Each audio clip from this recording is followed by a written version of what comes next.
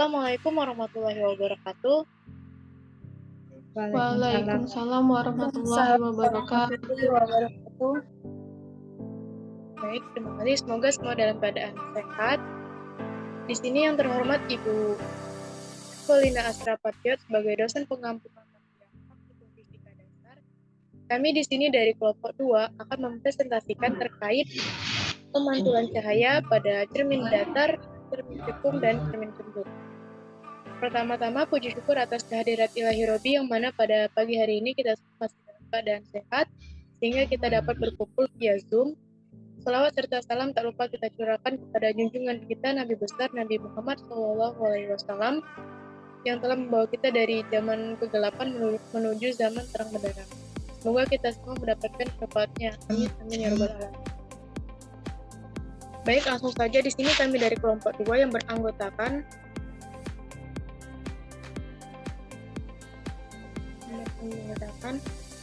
yang pertama ada Sisi Melawati, kemudian saya sendiri, Anda Yunifitri, yang ketiga ada Nashwa Syakila Amira, lalu yang keempat Revi dan Najila Zahira, dan yang kelima Nadia Anastasia. Pemaparan pertama akan dijelaskan oleh Sisi Melawati. Kepada Sisi dipersilakan. Baiklah, cermin adalah permukaan yang memantulkan hampir semua sinar datang, serta menghasilkan bayangan.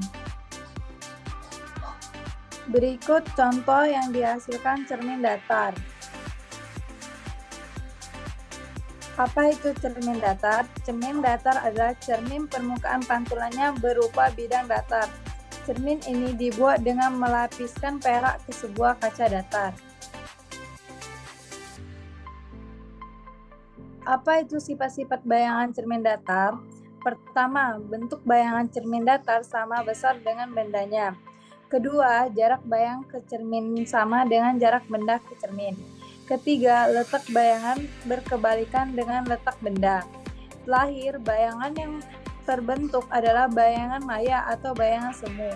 Adalah bayangan yang hanya tampak pada cermin. Jika cahaya dapat menembus cermin dan sampai ke benda di belakang cermin, bayangan tidak akan terlihat.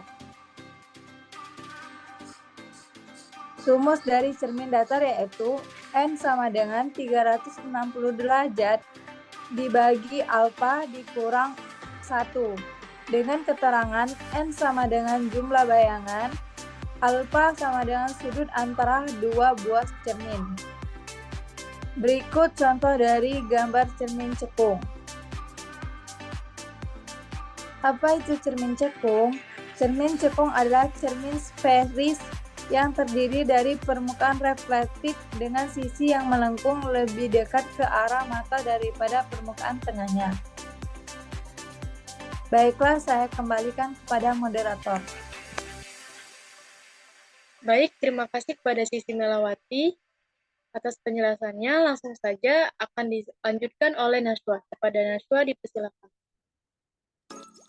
Baiklah, terima kasih kepada moderator. Ada pula sifat-sifat bayangan pada cermin cekung. 1. Benda di dekat cermin cekung, sifat bayangannya yaitu tegak, semu, lebih besar dari bentuk aslinya. 2. Benda jauh dari cermin cekung, sifat bayangannya yaitu nyata atau terbentuk di depan cermin dan terbalik. Rumus cermin cekung yaitu 1/F sama dengan 1/S ditambah 1/S aksen dengan keterangan F sama dengan titik fokus cermin cekung, S sama dengan jarak benda, S aksen sama dengan jarak bayangan. Yang dihasilkan pada cermin cembung. Apa itu cermin cembung? Cermin cembung merupakan suatu cermin yang memiliki bentuk melengkung, di mana permukaan dari cermin cembung mampu memantulkan cahaya melengkung ke area luar cermin. Sifat-sifat dari bayangan cermin cembung: 1. Bayangan tegak pada cermin. 2. Lebih kecil dari bentuk aslinya. 3. Bayangan bersifat maya. 4. Memiliki sifat divergen atau mampu menyebarkan cahaya. 5. Memiliki fokus bernilai. 6. Adanya jumlah ruang letak benda. 7. Adanya bayangan yang selalu sama. 8. Terbentuknya bayangan benda yang selalu maya, tegak, dan diperkecil. Rumus cermin cembung. 1 per min F sama dengan 1 per S ditambah 1 per S aksen. Dengan keterangan F titik fokus cermin cembung, S jarak benda, S aksen sama dengan jarak bayangan. Pemantulan cahaya. Pemantulan cahaya adalah proses perubahan arah rambat cahaya ke sisi medium asalnya setelah menumbuk suatu bidang pantul. Secara sederhana, pemantulan cahaya adalah proses terpancarnya kembali cahaya dari bidang pantul. Hukum pemantulan cahaya atau hukum Snellius yaitu sinar datang garis normal dan sinar pantul terletak pada suatu bidang datar. Besaran sudut datang pada sama dengan sudut pantul. Ada juga jenis-jenis pemantulan. Yang pertama, pemantulan teratur.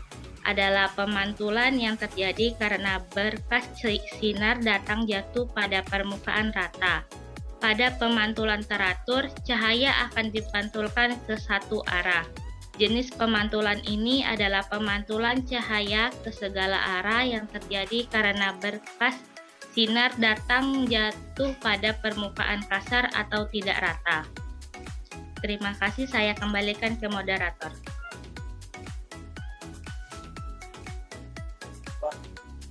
Wah, baik. Terima kasih atas penjelasannya Naswa. Selanjutnya akan dijelaskan oleh Retina Najla Zahira. Pada Retina, dipersilakan. Baik, terima kasih kepada moderator.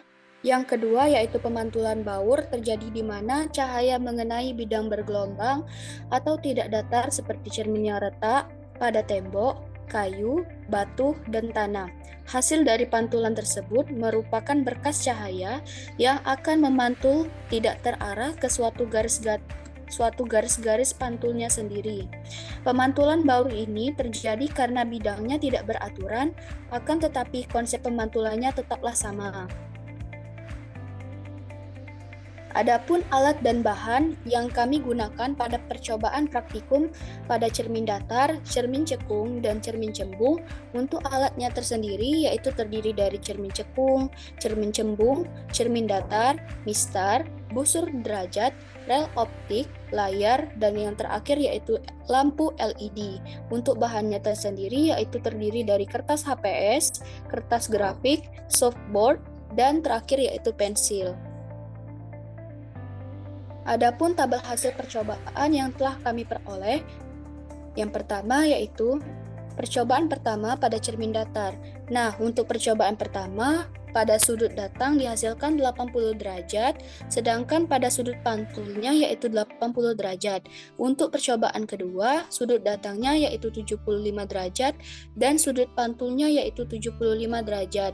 Pada percobaan ketiga, sudut datangnya yaitu 70 derajat, dan sudut pantulnya yaitu 70 derajat. Pada percobaan keempat, sudut datangnya yaitu 60 derajat, dan sudut pantulnya yaitu 60 derajat.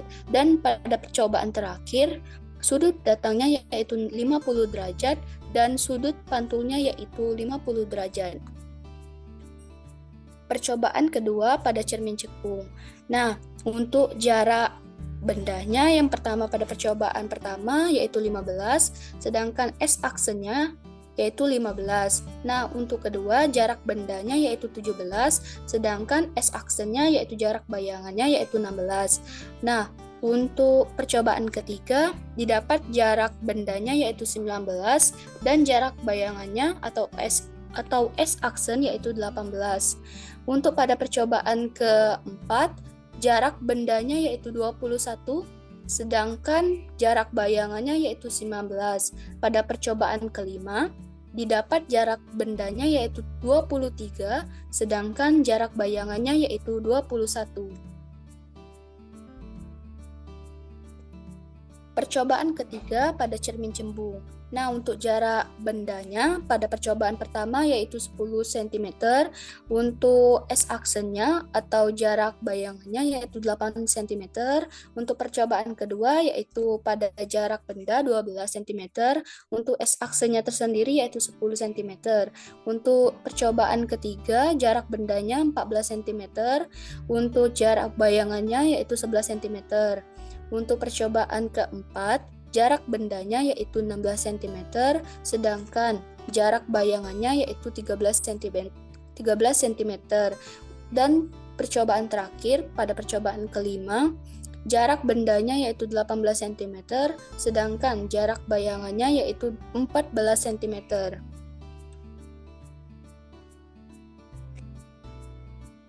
Next. Nah, di sini ada analisis data.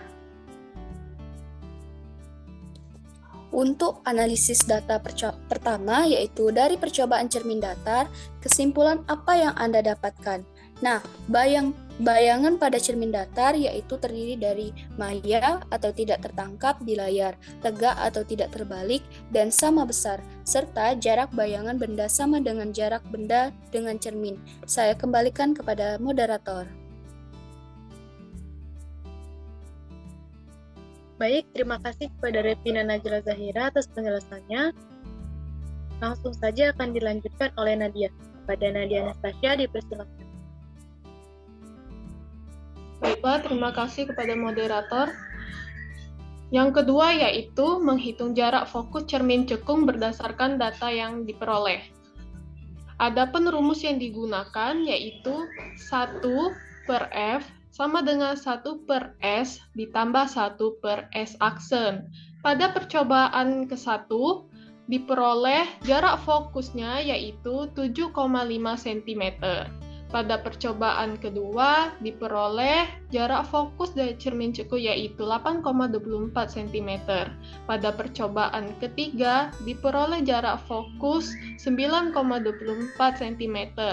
Dan pada percobaan keempat, diperoleh jarak fokus 9,97 cm, dan pada percobaan terakhir diperoleh jarak fokus 10,97 cm. Lalu, berapa rata-rata jarak fokus cermin cekung berdasarkan data yang diperoleh? Rata-rata jarak fokus cermin cekung berdasarkan data yang diperoleh yaitu dengan menggunakan rumus F bar sama dengan F1 ditambah F2 ditambah F3 ditambah F4 ditambah F5 dibagi 5. Jadi, F bar sama dengan 7,5 cm ditambah 8,24 cm ditambah 9,24 cm ditambah 9,97 cm ditambah 10,97 cm dibagi 5, yaitu didapatkan jarak fokus rata-ratanya yaitu 9,18 cm. Untuk cermin cekung, grafik yang dihasilkan yaitu membentuk garis diagonal menuju ke bawah, di mana jarak fokus cermin cekung yang dihasilkan sesuai pada analisis data pada nomor 2 sebelumnya.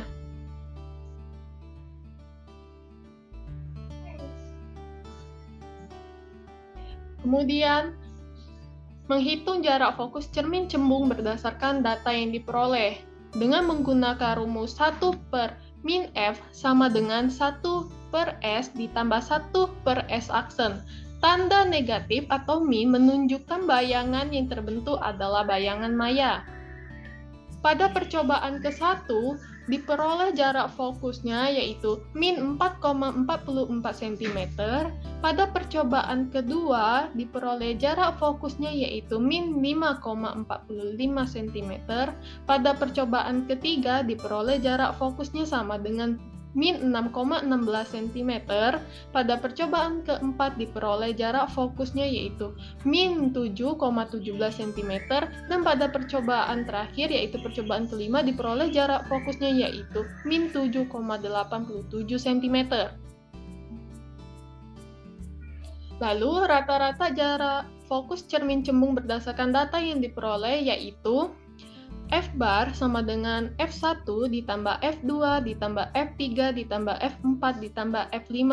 Kemudian dibagi 5. F bar sama dengan min 4,44 cm ditambah min 5,45 cm ditambah min 6,16 cm ditambah min 7,17 cm ditambah min 7,87 cm. Didapatkan rata-rata jarak fokusnya yaitu min 6,21 cm. Kemudian fungsi cermin datar dalam percobaan menentukan jarak fokus cermin cembung. Fungsi cermin datar dalam menentukan jarak fokus cermin cembung yaitu untuk melihat objek yang sama. Jadi, ketika mengatur jarak fokus, maka objek yang terlihat akan sama. Untuk cermin cembung, grafik 1/S aksen sebagai fungsi dari 1/S. Terbentuklah grafik dengan garis diagonal menuju ke bawah. Dengan jarak fokus cermin cembung berdasarkan grafik tersebut, yaitu sesuai pada analisis data pada nomor 5.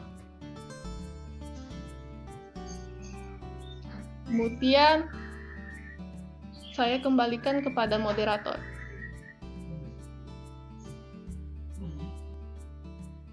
Baik, terima kasih atas penjelasannya Nadia. Selanjutnya sejauh ini kita telah membahas pengertian dari cermin yang telah dijelaskan oleh saudara Sisi Melawati, juga Nastua Sakila, dan alat dan bahan dijelaskan oleh Revina, kemudian juga analisis data yang disampaikan oleh Nadia Anastasia. Di sini saya akan membacakan kesimpulan. Terlihat bahwa pada percobaan pertama, tabel hasil percobaan pertama, bahwa sinar datang sama dengan sinar pantul yang dihasilkan ialah sama. Kemudian, cermin datar merupakan cermin yang permukaan pantulnya berupa bidang datar. Salah satu sifat cahaya adalah cahaya dapat dipantulkan melalui cermin datar, cekung, dan cermin cembung. Cermin cekung adalah cermin yang memiliki bagian pemantul cahaya berupa cekungan. Cermin cekung biasa digunakan sebagai reflektor benda yang memantulkan cahaya, misalnya pada senter, lampu sepeda, lampu mobil, dan alat kerja dokter. Sifat pemantulan pada cermin cekung yang pertama, bayangan yang dihasilkan adalah bayangan nyata atau maya. Yang kedua, memantulkan berkas cahaya konvergen.